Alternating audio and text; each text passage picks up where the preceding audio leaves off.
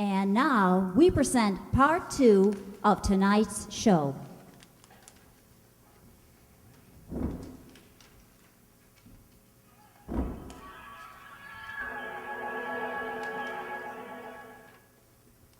We present My Favorite Husband, the new series based on Scott Rorick's gay, sophisticated Mr. and Mrs. Cougat, starring Lucille Ball with Richard Denning.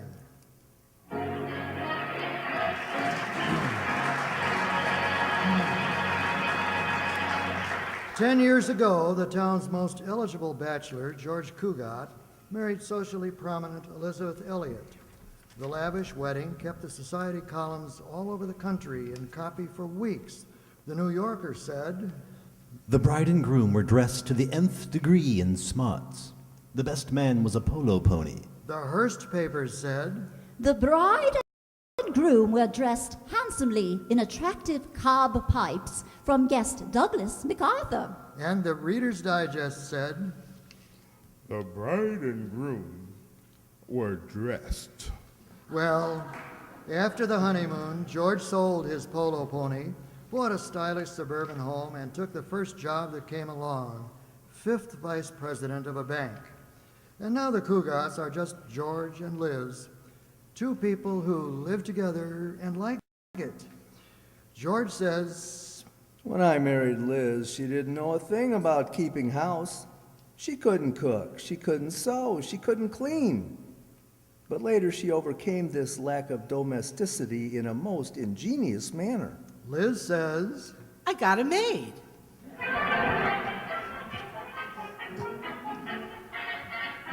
and now let's take a peek at the Cougats. It's early morning, and there's husband George at the breakfast table.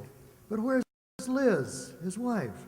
Oh, there she is, upstairs in the bedroom with Katie, the maid. This is certainly unusual. Liz is getting into a formal evening gown. Let me check again. It's only 5 minutes after 9. Well, surely there's a reason for wearing an evening gown at this early hour of the day. Just a little more, Katie. Can you get the zipper up now? Yes, Mom. The zipper's up. How does it look, Katie? Would you consider it too slinky? Well, there's hardly enough of it to tell. If you'll pardon me, Mrs. Cougat, I've seen more cloth on a Roquefort cheese. It isn't as skimpy as all that. Now, where's my corsage? Here it is, Mom. I'll just pin it on here. Maybe here. What's wrong, Mrs. Cougat? There's no place to pin it. Here, I'll get you a gown that has a little more to it, Mrs. Cougat. But then Then what, Katie? You are having your portrait painted today, aren't you? Yes. Well, then maybe you'd better wear the gown you have on. Why? Well, as long as you're paying for a portrait, you might as well have as much of you in the picture as possible. No, Katie. We might move to Boston someday, and I wouldn't want my portrait banned. Oh, here's a more sensible gown, Mama. And have you told Mr. Cougat about the painter coming today?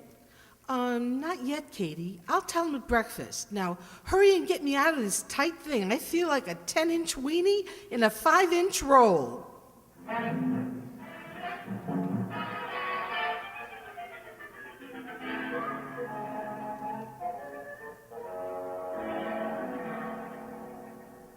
Good morning, George, darling. Good morning, Liz. You're looking very... George, what's wrong? That evening gown. Well, you've seen me wearing an evening gown before. Well, I've seen you wearing galoshes too, but not at breakfast. Well, of course not. It never rains under the table. Darling, the reason I'm wearing this gown is because I'm going to have my portrait painted. This artist is coming this morning. Having your portrait painted? Mm-hmm. What in the world for? Well, Alice Stern had herself sketched, so I decided... Alice Stern, I might have known. The old story of keeping up with the Joneses. It's nothing like that, George. This is entirely different. This is keeping up with the Stearnses. No, darling, when Alice Stern gave a party for an opera star, we had to give one for the whole Johnson choir. When Alice goes to Catalina, we have to go to Hawaii.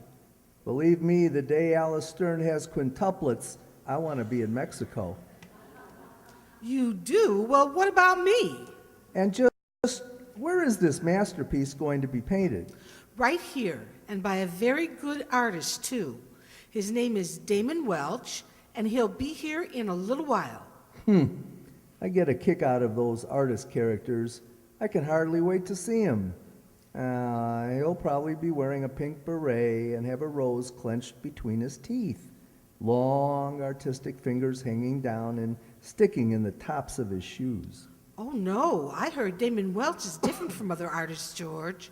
They say he's very big and strong and muscular, like, who's that rugged, tall actor in the movies? You know, the one with the big arms and broad shoulders? Marjorie Main.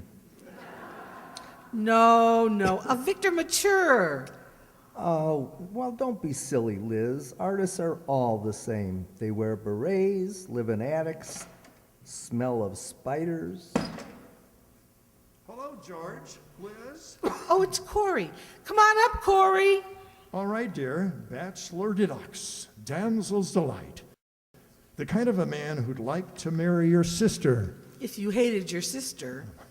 How are you this morning, party boy? No party last night, George, but I did meet a beautiful creature. She had a smile like Lana Turner, a voice like Dinah Shore, and she kissed like Paulette Goddard. What do you do? Date her or buy tickets to her? Don't speak lightly of this woman, Liz. I think at last Corey Cartwright is in love. You, Corey? Yes, George. I feel this is the real thing. I think I should marry this girl. Oh, Corey, that's wonderful. What's her name? Where does she live? Darned if I knew. I'm sure I forgot something. Hey, Liz, I notice you're wearing an evening gown. Yes. Do you like it? It's nice, but isn't it awful late to be getting home now? Liz is having her portrait painted, Corey. Some artist named Damon Welch is coming over this morning. Damon Welsh? You heard of him, Corey?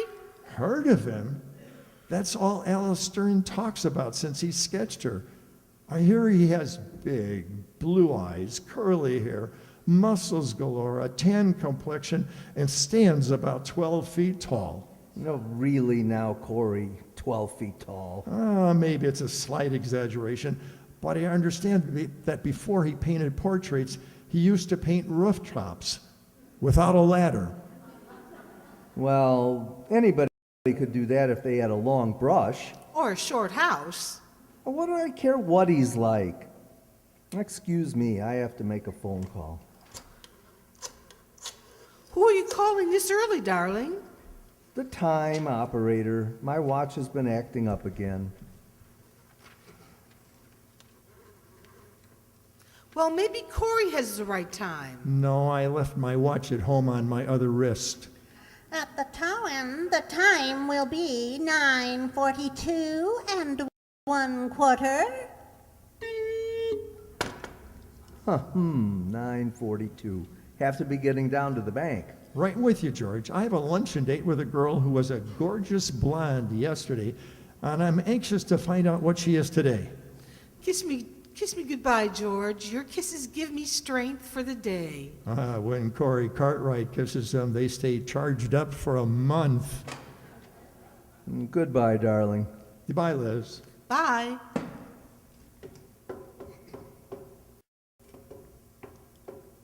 Are you really going to the bank today, George? Or are you just faking? Huh? What are you talking about? Well, that Damon Welsh coming to your house today, I figured maybe you're going to sneak out and hide in the garage. I'd forgotten all about it. Doesn't worry me in the least. You would if you heard what Howard Stern calls that artist. Why? What does he call him? A weasel with an easel. Come on, get in the car, Corey. Hey, don't start the motor yet, George. The artist just pulled up in your driveway. Maybe we can get a good look at him. Good. I'm still betting he has a rose between his teeth. Shh, he's getting out of the car. Holy mackerel, George. He looks like the Empire State Building with a turtleneck sweater. Aw, he's not so much. I bet he pads that sweater with cotton. Well, if he does, he must have the whole plantation and 2 extra bales of cotton. Look at those shoulders, George, and that chest. Corey, it doesn't take much to have broad shoulders and a big chest. All you need are muscles. Let me go. Did you see that thick neck, George? Those pretty blue eyes? Well, so what? My neck isn't as thick, maybe, but I have a nice neck. Hey, look at my Adam's apple, Corey. Oh, that guy didn't have anywhere near the Adam's apple I have. Yeah, and if there's anything that'll keep a home together, it's a big Adam's apple. And as far as his blue eyes are concerned, my eyes are blue too. Look at my eyes, Corey. See the pretty blue? It's kind of hard to see the blue right now, George. Your face is so green.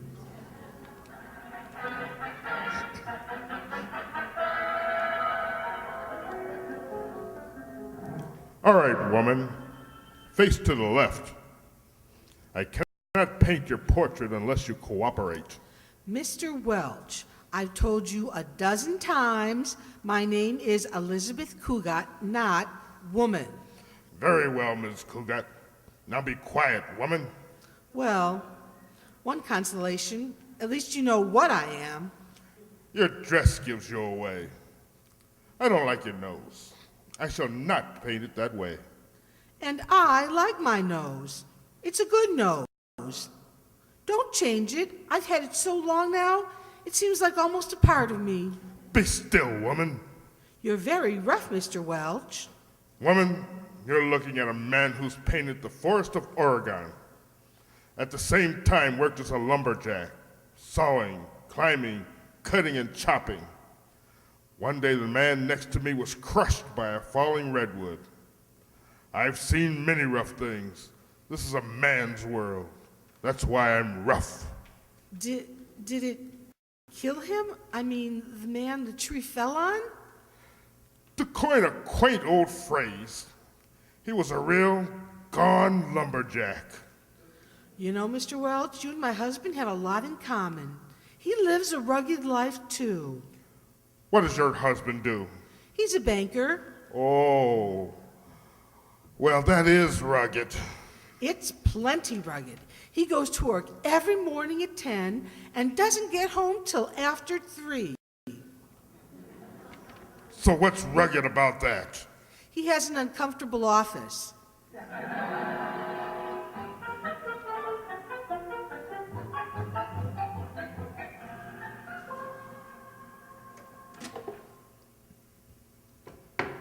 Liz?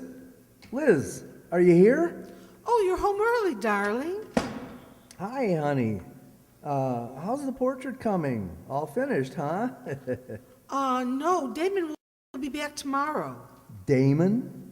You call him Damon? Well, yes, now. I mean, he was terribly cold at first, but he warmed up. How warm did he get? Oh, George, I've just got to tell you all about him. You wouldn't believe that just an artist could have lived so much. Too bad he lived so long. What did you say, dear? I said that too bad he had to run along. You know, men certainly are misleading. Now, take Damon, for instance. There he is, an artist, but he worked in the Oregon forest, and believe it or not, he's chopped down giant redwood trees. Well, I cut down the tree in the yard, the one that made the lawn so unsightly. That wasn't a tree, dear. That was a laundry pole. Yeah, well, it was a tree once. Did you notice, Damon, when you were leaving this morning? He came in right after you left with Corey. Yeah, I think I did. He was struggling to get his car door open. Didn't seem to have much strength. Tall, unhealthy-looking chap, as I recall. Padded sweater. Damon? Oh, George, I don't think so. He's huge, with big muscles and a terrific tan. Yes, Liz, but I'm sure that under that tan there's a naturally pale face. George, what are you looking for? Oh, nothing. Aha! Look at this. My old photograph album. Look here, this picture of me at the beach. Ha ha! Do you notice the muscles? Oh, yes. That was the day you and Jimmy Paterno and Howie Sturm and the whole gang made a human pyramid. Takes a lot of strength to support all those men. Yes, it does. Look at my muscles. Oh, there you are, right on top. Well, it takes a lot of strength to stay on top. There was quite a breeze that day. Here's the picture I like. You and me in a rowboat at Simmons Park. Look, your sleeves are rolled up. Hey, your arms were pretty big. Of course, of course. I can't remember why I was rowing. Well, I was saving my strength for the potato race. Are you sure you love me, Liz? Oh, silly, of course I love you. Why shouldn't I love you? Kiss me. Feel those strong arms around you? Mm-hmm. I'm plenty strong, Liz. Way back in kindergarten, I used to beat up all the little kids. I'll just bet you still could. Kiss me again, sweetheart. Liz, are you positive you love me? I'm the only one, nobody else? Oh, don't talk this nonsense. Just hug me tight. Make believe I'm a tube of toothpaste and pop my cap off. Ah, that's swell. I feel great now. Oh, George, I was thinking today. You don't have any hobbies. I believe I know of an interesting one for you. A hobby? I have my bird collection. 6 starlings and a dicky bird. What do you have in mind? Why don't you take up painting as a hobby? Painting? Oh, Liz, I'm going to bed. Going to bed? Don't you want your dinner? I won't need any dinner. I'll just go upstairs, pull the covers over my head, and eat my heart out.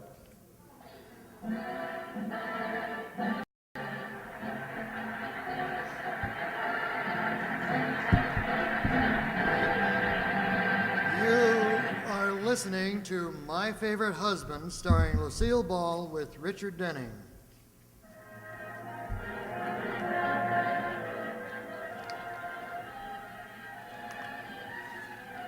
This is the story of my favorite husband, George Cugat, and his favorite wife, Liz, who, like most married couples, alternate in making each other first happy and then miserable. Well, at the moment, Liz is having her portrait painted by the handsome and virile artist Damon Welch. This makes Liz quite happy and George quite miserable. Now, George thinks this is quite wrong, and chances are he is quite right. And so he's decided it's quite time he did something about it. It's the next morning, quite. George, darling, you aren't eating your breakfast. I'm not very hungry, Liz. Didn't sleep last night. I'm going to stay home today. Stay home? George, are you ill? Yeah, that's it. I'm sick. Awfully sick. What's wrong? Well, I don't know, Liz. Maybe it's painter's colic. Painter's colic? The inside of my mouth feels like a brush. I'd better call Dr. Buell. What do I want with a doctor? You just said you were sick. Oh yeah, call the doctor.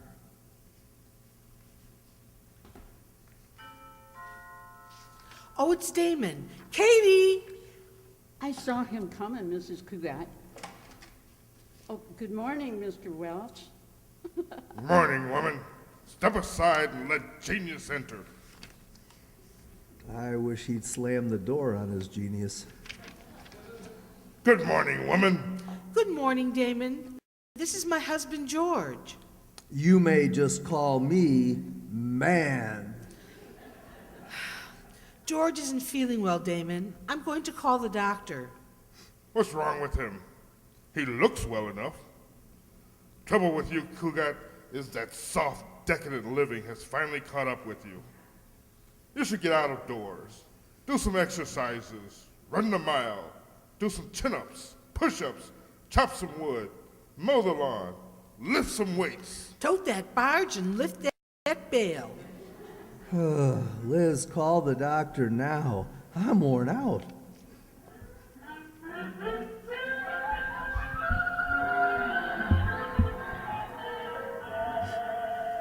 All right, George, let me have a look down your throat. Well, certainly, Dr. Buell. Dark down there. Don't swallow, George. This is my best flashlight. Well, there's nothing wrong there. Exactly what seems to be the trouble, George? Well, doctor, I feel kind of a thing. First it starts, and then it stops. And then it goes again, and then it backs up. Then it twists completely around. What does it sound like to you? A woman driver. Come on now, George. Tell me, what's wrong? Well, Doc, you see, Liz is having her portrait painted by some artist who has muscles so big they get up and walk around. And I just... I believe I can diagnose your case now, George. Acute jealousy-itis. Ooh, is that anything like borderline anemia? Well, jealousy-itis is serious only if it isn't checked early. Fortunately, I believe I have with me the very thing you need to snap out of it. Miss McCarthy, I just happen to have my nurse with me. Nurse? I don't need a nurse. Yes, Doctor. Mary Ann, this is Mr. Cougat, our newest patient.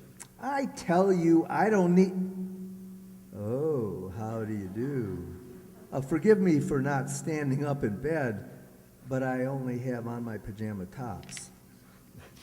Is he ill enough to require a nurse, Doctor? Well, he said he wasn't. What about it, George? Oh, I ain't long for this world.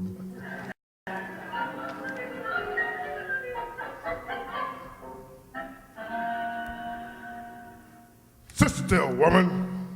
I cannot paint your portrait unless you relax. I don't make motion pictures, you know. Well, when are you going to paint in my hair? You still have me bald-headed. I don't like myself bald-headed. I look like my mother was frightened by Guy Kibbe.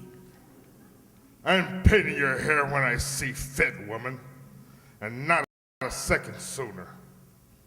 Until that time, you'll remain an egghead and like it. Damon, do you ever smile? I laugh sometimes. My sense of humor is a bit unusual, however, not on the beaten path. Well, what's funny to you? Well, I laughed heartily when my friend Chadwick fell from the roof of the school in Paris. Did Chadwick see the humor in it? Oh, he screamed. Yes, I'll never forget it. Fractured half the bones in his body. Yes, he must have been all broken up.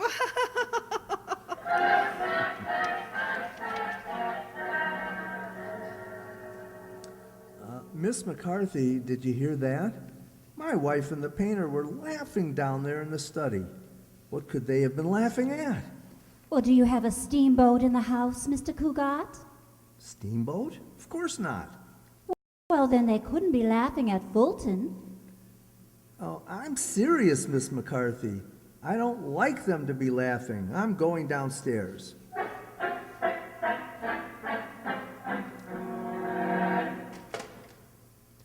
Hello. Hello, darling. What are you doing out of bed? I heard some laughing. What was all the laughing about? Well, Damon was telling jokes. Oh, how nice. Mind if I stay a while? I know one person who objects. I cannot paint with an audience. What a horrible painting. George! No, let him criticize. All genius must be criticized. But I still do not want him out. Out! And take your limpid bathrobe with you. Well, as long as you're busy, I'll go back upstairs. Goodbye, darling. Well, goodbye. Yes, goodbye. Nice trip. See you, Riders. Oh, ho, ho, Damon, you know something? I think my husband came downstairs because he's jealous. Jealous. Jealous he is. Stupidity. Ah, yes, I guess he could be jealous. Well, I'm glad he's jealous. Ooh, makes me feel I'm wanted. You are. I want you to sit still. You never get jealous of Mr. Cougar, do you? I mean the fact that he's upstairs right now with the attractive nurse. That doesn't faze you in the least. Of course not. Good old faithful George. What was that? What? Damon, that was George and that nurse. Oh, so you aren't worried about good old faithful George, are you? Certainly not. I'll be right back. Where are you going? Gotta see a man about a nurse.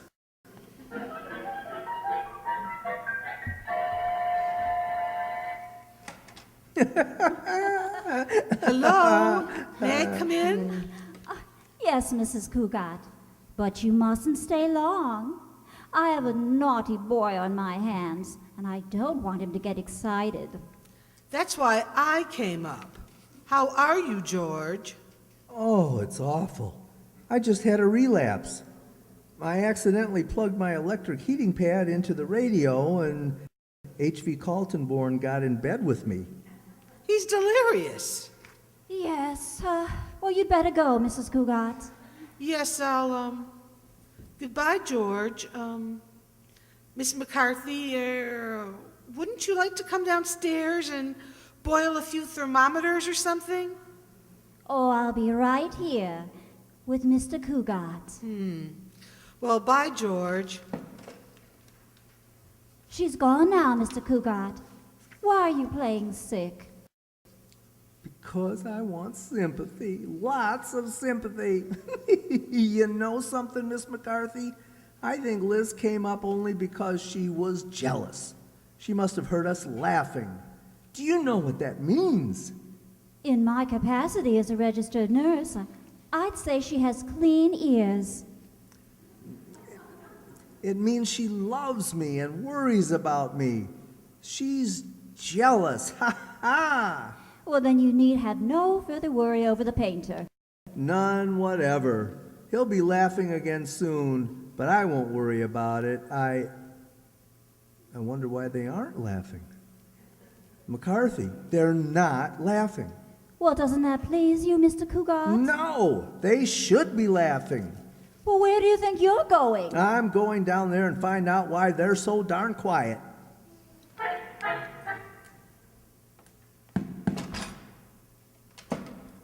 Where is he?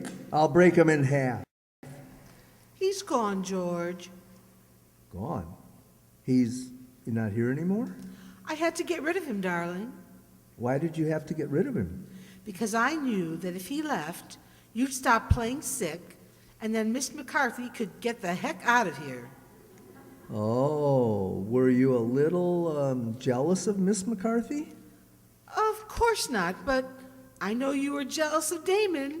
That's ridiculous. George, Yes, Liz? who do we think we're kidding?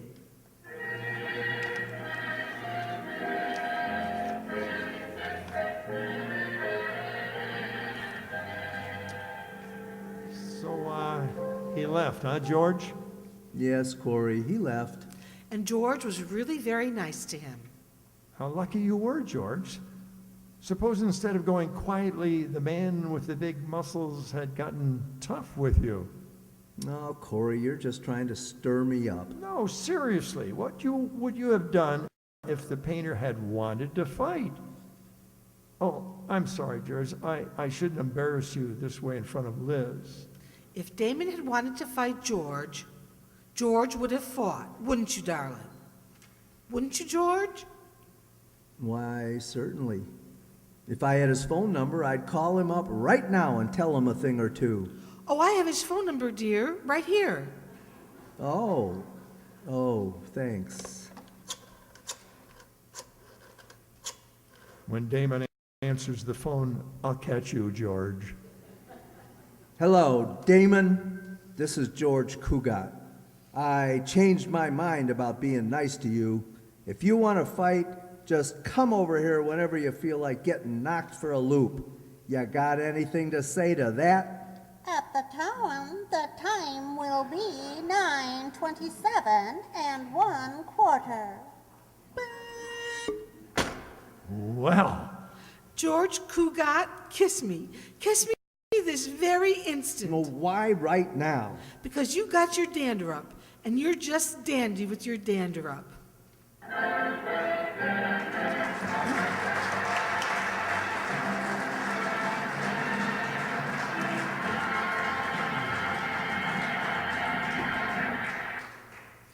In just a moment, Lucille Ball and Richard Denning will be back with us.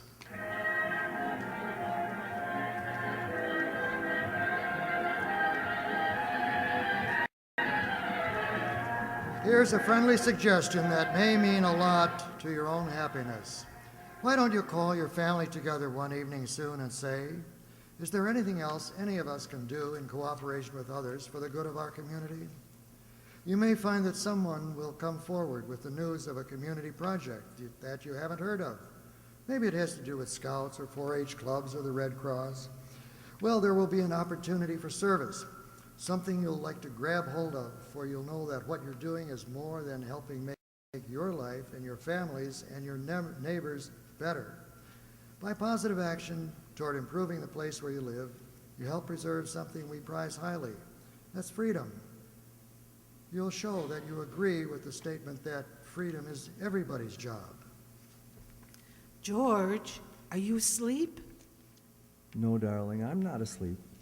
Do you love me, baby? Yes, I love you. How much? Lots.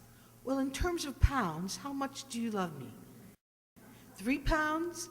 6 pounds? 7 pounds? Well, tons. I love you 100 tons.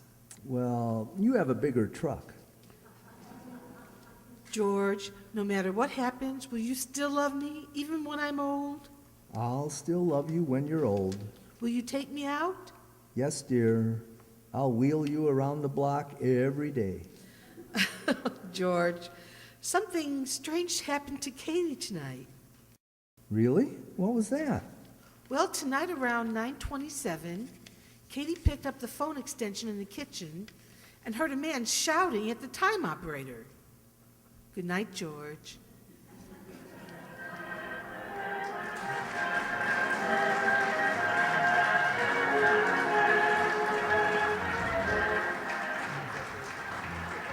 My favorite husband has been presented through the worldwide facilities of the United States Armed Forces Radio and Television Service. Let me now introduce our players in tonight's show. Our almost never jealous husband, George Cugat, was played by Jay Summerfield.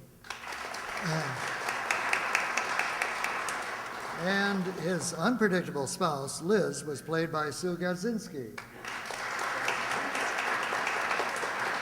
Katie, the maid, was played by Nell Brennan.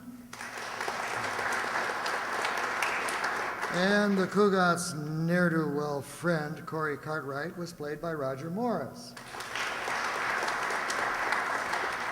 The telephone operator who tells time so well was played by Judy Marsh. And our lumberjack turned portrait artist, Damon Welsh, was one of our early society column voices, played by Andre Dixon. The nurse, Mary Ann McCarthy, and one of our other society voices was played by Donna Amesmeyer. The man behind the closing doors and the automobile sounds, as well as our third society columnist, was Marty McNulty. I was your announcer, Herb Thompson.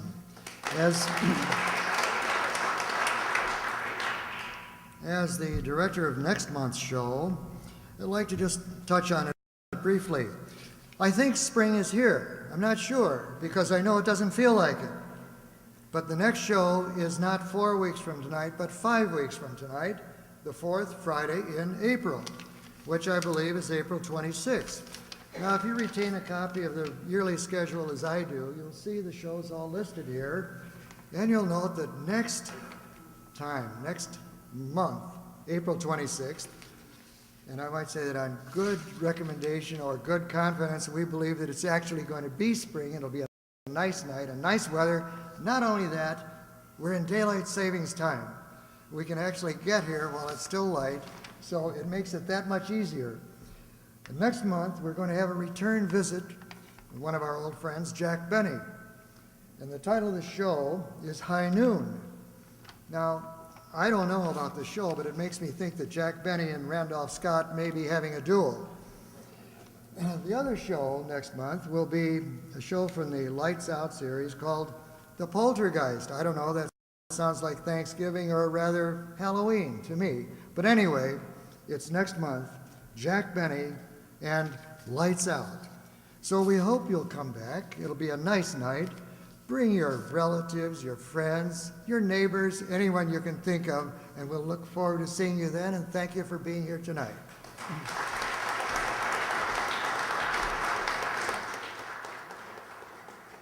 So on a final note, we'd like to thank the Riverside Township Board and the staff, Richard Tusher's Township Supervisor, for their ongoing support of our group. We also owe a special thanks to our producer-director, Ellie Babka, who couldn't be with us tonight, for transcribing these 2 brand new shows that are now part of our repertoire.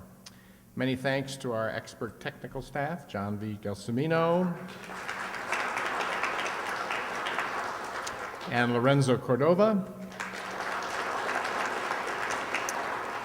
They film our shows, and they're shown on local network 6 television here in Riverside, and provide copies for posting on the internet. And you can have access to all of our shows, both this year and from the past, by going to riversideradio.net. And a special thanks to Andre Dixon, who's mounted all of our shows for the current and past seasons.